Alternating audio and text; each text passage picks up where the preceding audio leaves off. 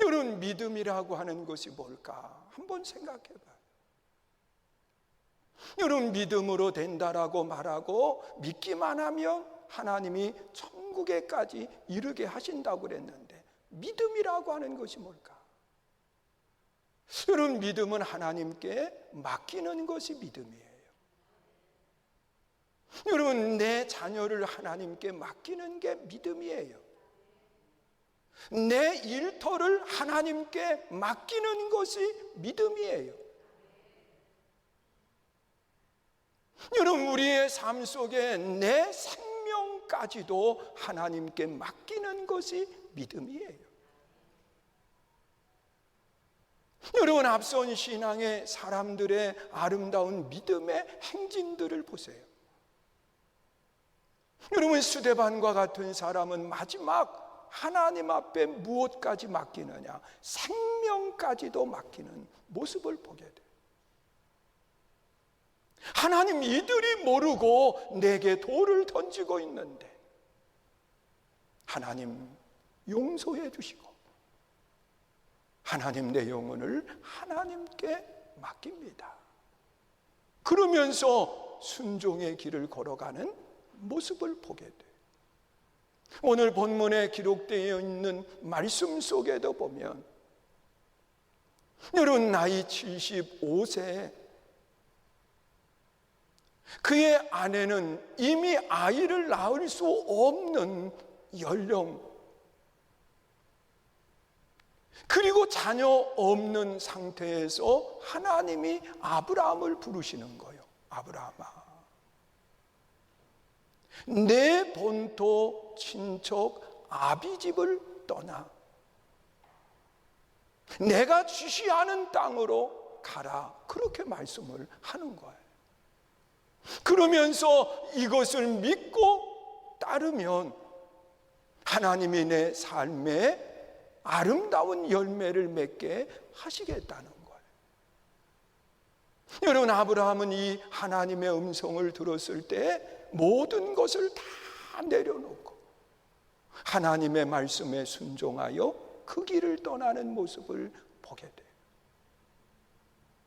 그런데 이 아브라함의 믿음의 행진 속에 하나님의 약속하신 것이 무엇이 있는가? 여러분, 하나님의 약속하신 말씀은요, 믿기만 하면 충분하다는 거예요. 믿음만 있으면 된다는 거예요. 그런데 하나님이 아브라함에게 약속하신 믿음으로 충분한 것이 뭘까? 믿음으로 충분한 것이 뭘까? 가장 먼저는 오늘 본문 2절에서 그렇게 말씀을 하는 거예요. 읽습니다. 시작. 내가 너로 큰 민족을 이루고 네게 복을 주어 내 이름을 창대하게 하리니 너는 복에 될지라.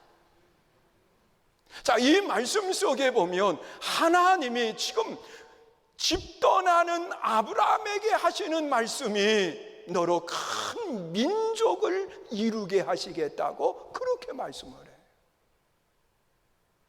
그런데 아브라함에게 말씀하시는 큰 민족은 여러 사람들이 모여서 이루어지는 민족이 아니에요.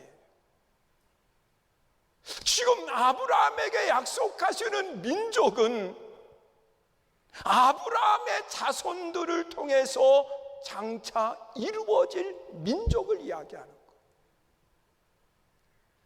그런데 우리가 알아야 될 것은 민족이라고 하는 것은요, 한 가정으로 되는 게 아니에요.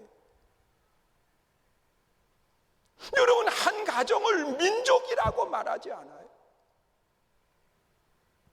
여러분, 민족이라고 말할 때에는 그 많은 사람들, 많은 가정들이 하나가 되어서 이루어지는 것을 민족이라고 그렇게 말하고 있어요.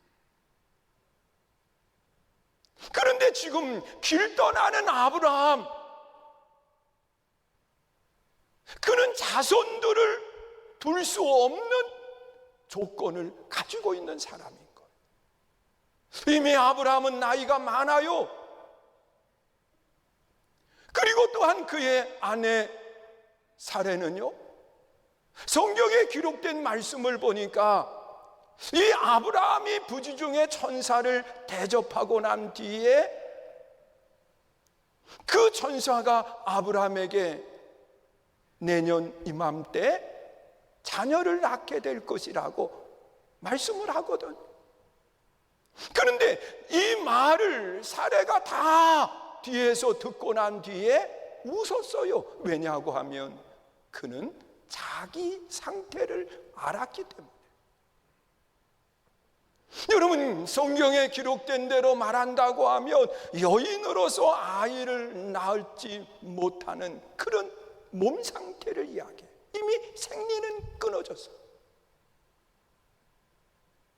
그리고 아이를 낳을 수 없는 그런 조건이 되어버린 거예요. 그러니 자신의 몸을 생각하면 웃지요. 내가 뭔 아이를 낳을 수 있는. 그런데 하나님은 그에게 말씀을 해주신 거예요. 너로 큰 민족을 이루게 하겠다.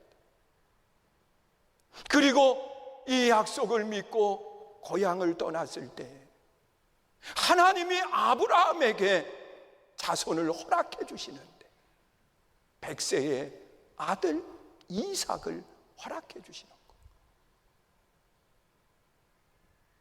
그리고 이삭이 성장해 가는 속에 또 한 번의 하나님께서 믿음을 테스트해 보시는 거예요. 내 독자 아들 이삭을 제물로 드려라. 그 제물로 드린다라고 하는 것은 죽여야 되고, 그리고 각을 떠야 되고, 심지어 껍질을 다 벗겨야 되고, 그리고 내장을 끄집어내고 피는 제단에 뿌리고 이걸 태워서 향으로 드리는 것이 제물인 거예요. 여러분, 다시 한번 이 아브라함에게 있어서 큰 민족이 될 수 있는 일에 어려움을 만나게 된 거예요.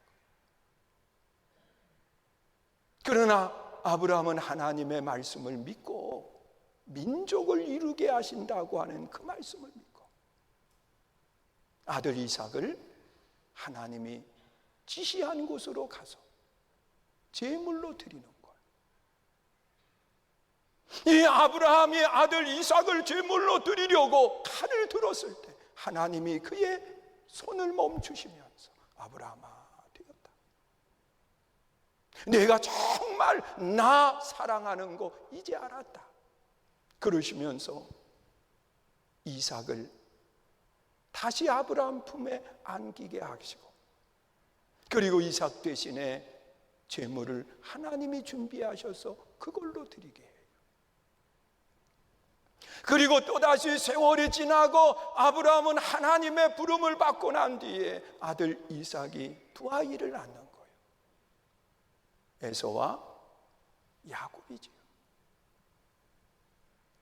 그리고 야곱이 또다시 12자녀를 낳게 되는데 그 중에 11번째 아들 요셉이 애굽으로 건너가 거기에 총리가 되어서 가족들을 불러들였을 때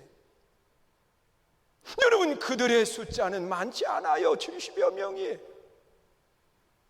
그러나 애굽이라고 하는 땅에서 400년의 세월이 흐르는 동안에 애굽을 나올 때 장정만 60만 명에 이르르는 큰 민족이 되는 역사가 일어난 거예요. 여러분, 하나님의 약속의 말씀을 믿었을 때 하나님은 큰 민족이 되게 하시는 아름다운 복을 그에게 허락하시는 것을 보게 돼요. 여러분, 민족이 된다고 하는 것은 무엇으로 되는 거냐? 믿음으로 된다는 거예요. 믿으세요? 그리고 또한 큰 민족이 된다고 하는 것은 그 당시에는 힘을 말하는 거예요. 여러분, 시족 사회 속에서 자신들을 지킬 수 있는 유일한 힘은 뭐냐? 가족들이 똘똘 뭉쳐서 그 적으로부터 자신들을 보호하는 길밖에 없는 거예요. 그래서 내 가정을 떠난다고 하는 것은 그 당시에는 생명을 거는 일이었어요. 나를 지켜줄 수 있는 모든 힘을 잃어버리는 그런 모습을 말하는 거예요. 그런데 아브라함은 자기를 지켜줄 수 있는 힘이 있는 곳을 떠나는데 힘없는 아내 사례, 그리고 또한 아무것도 갖지 않은 힘없는 조카 롯이 따라오게 되는 거예요. 여러분, 세상적으로 보면 보잘것없이요 초라하지요. 그런데 하나님은 큰 민족, 큰 힘을 갖는 사람이 되게 하시겠다고 약속을 하시는 거예요. 그리고 세월이 지나서 성경에 보면 창세기 14장이 최초의 전쟁이 기록되어 있는 장입니다.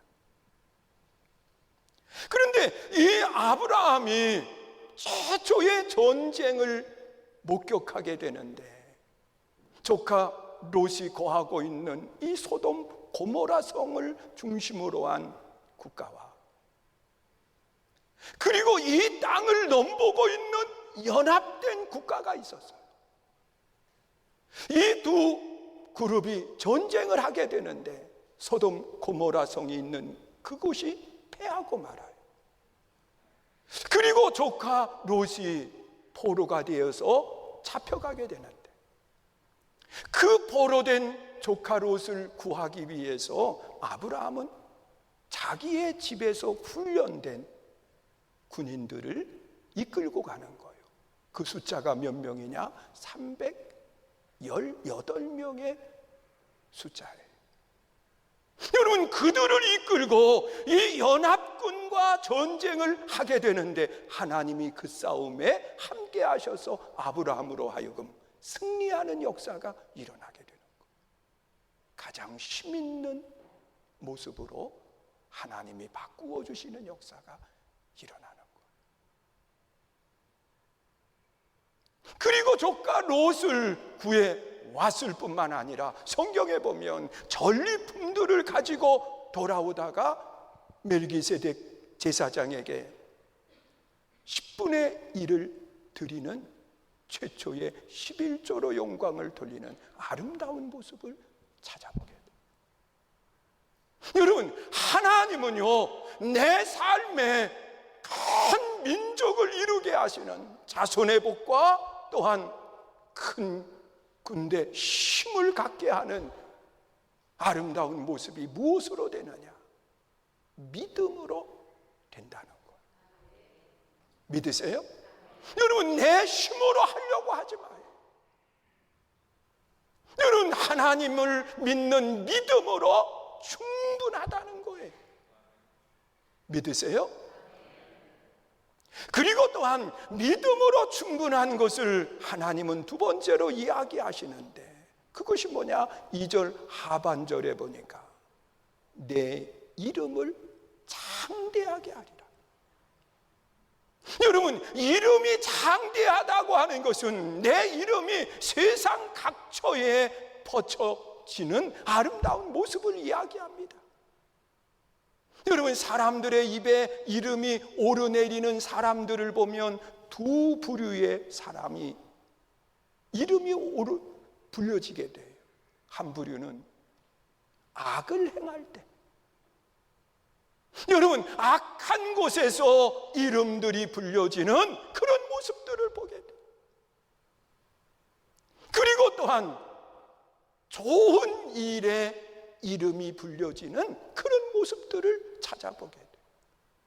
그런데 생각해봐요. 장대한 이름이라고 하는 것은 악한 데 불려지는 이름일까?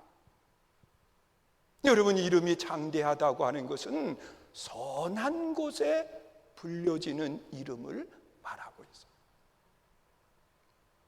그런데 아브라함이라고 하는 사람의 아름다운 모습을 보면은요, 이 아브라함의 이름이 언제 불려졌느냐? 우리 한번 생각해 봐요. 여러분, 이스라엘 백성들이 애굽이라고 하는 땅에 400년 종살이하고 있는 그들을 하나님이 구원해 내기를 원하셨는데, 그래서 누구를 세우느냐고 하면 모세라고 하는 사람을 세웠을 때 모세는 두려웠어요. 하나님, 전에도 이 이스라엘 백성들이 내가 중보자의 역할, 중재자의 역할을 감당하려고 했을 때, 히브리인끼리 싸웠을 때 그들이 내가 누구냐고 물었는데, 누가 너를 우리의 지도자로 세웠느냐, 우리의 판결자로 세웠느냐 이야기했는데, 지금 내가 다시 돌아갔을 때 물을 것 아닙니까? 그러면 하나님에 대해서 내가 어떻게 설명을 해야 됩니까? 그리고 물을 때 하나님은 최초로 하나님을 고명하면서 그 앞에 이름을 붙여요. 누구의 하나님? 여러분, 출애굽기 3장 6절에 보면 아주 분명하게 이야기해요. 우리 한번 보세요. 읽습니다. 또 이르시되 나는 내 조상의 하나님이니 아브라함의 하나님, 이삭의 하나님, 야곱의 하나님이라. 모세가 하나님 배웁기를 두려워하여 얼굴을 가리매. 여러분, 여기 보면 놀라운 이름이 기록되어 있어요. 하나님을 말할 때 아브라함의 하나님이다, 그렇게 얘기하라는 거예요. 그의 아들 이삭의 하나님이다, 그의 손자 야곱의 하나님이다, 그렇게 이야기를 하라는 거예요. 여러분, 이런 말을 했을 때에 우리 한번 생각해 봐요. 이스라엘 백성들이 애굽이라고 하는 땅에서 400년 종살이하지만 그들의 머릿속에는 항상 누구의 이름을 기록하고 있었을까? 아브라함이라고 하는 이름을 기억했을 거예요. 이삭이라고 하는 이름을 기억했을 거예요. 야곱이라고 하는 이름을 기억할 거예요. 그래서 하나님은 그들의 하나님이시라고 말하고 있어요. 여러분, 저도 두 아들이 있어요. 그런데 그 두 아들 가운데 어떤 한 아들은 잘 되었고 어느 한 아들은 잘 되지를 못했어요. 그러면 제가 누구의 아버지라고 하는 말을 붙인다고 하면 잘된 아들의 이름을 부를까요? 잘되지 않은 아들의 이름을 부를까요? 생각해 봐요. 여러분, 사람의 마음속에는 그래도 다른 사람들이 좋은 이미지 속에 기억되고 있는 아들의 이름을 부르면서 나를 지칭하고 싶을 거예요. 이게 사람의 마음이거든요. 여러분, 하나님도 동일하시다는 거예요. 그래서 하나님은 무엇라고 이야기하느냐? 장정만 60만 명의 사람들이 살아있고, 그리고 수많은 사람들이 삶을 살다가 세상을 떠났지만 하나님은 아브라함의 이름을 부르는 거예요. 여러분, 이것이 창대해지는 이름의 아름다운 모습이죠. 또한 아브라함은요, 이 땅에서만 아름답게 불려진 이름이 아니라 천국에서 불려진 유일한 이름이 아브라함이에요. 그것이 누가복음 16장 23절 24절에 기록되어 있어요. 우리 한번 보세요. 읽습니다. 시작. 그가 음부에서 고통 중에 눈을 들어 멀리 아브라함과 그의 품에 있는 나사로를 보고 불러 이르되 아버지 아브라함이여 나를 긍휼히 여기사 나사로를 보내어 그 손가락 끝에 물을 찍어 내 혀를 서늘하게 하소서. 내가 이 불꽃 가운데서 괴로워하나이다. 여러분, 천국과 지옥을 유일하게 사람을 이야기하면서 불려진 것이 성경에 여기밖에 없어요. 그런데 최초에 누구 이름을 이야기하느냐? 아브라함의 이름을 이야기하는 거예요. 그것도 아버지 아브라함이요 그러면서 또한 아브라함의 품에 안겼다고 이야기하면서 아브라함의 이름을 거명하는 모습을 보게 돼요. 여러분, 이것이 이름이 장대케 되는 아름다운 모습인 거예요. 사랑하는 성도 여러분, 이름이 장대하게 되는 것은 내가 똑똑해서 되는 게 아니에요. 하나님을 믿을 때 이름이 장대하게 되는 역사가 일어나요. 여러분, 사람들이 지금도 이름을 붙일 때 아브라함이라고 하는 이름을 많이 사용한다는 거예요. 그런데 가룟 유다 그리고 이름 붙이는 사람은 아무도 없어요. 생각해봐요.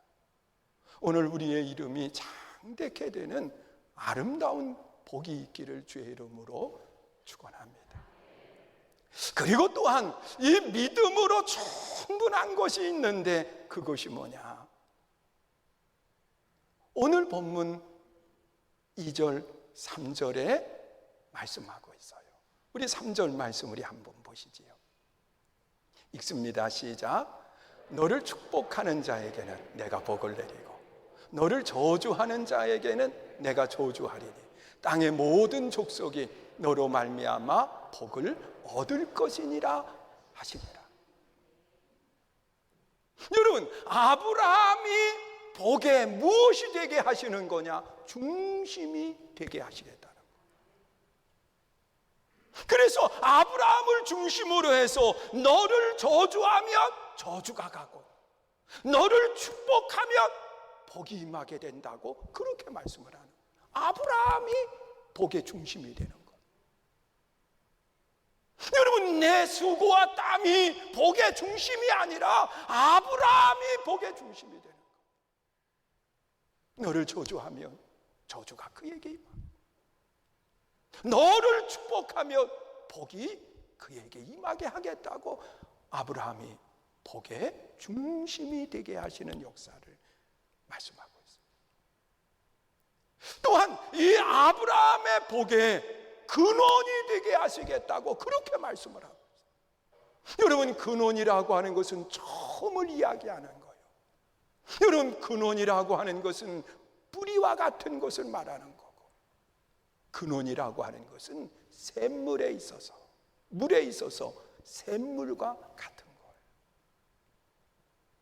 그런데 우리가 알아야 될 것은 이 근원이라고 하는 것 속에는요 멈추어 있으면 그것은 아무런 열매가 되지를 못하는 거예요. 여러분, 뿌리로 가만히 멈추어 있어요.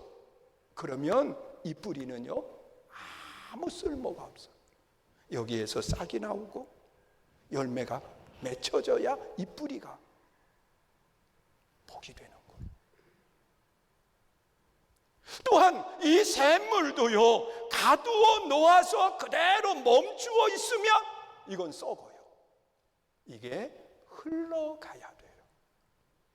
여러분, 하나님의 복은 멈추어 있는 복이 아니라 하나님의 복은 흘러가게 하시는 복이 되게 하겠다는 거예요.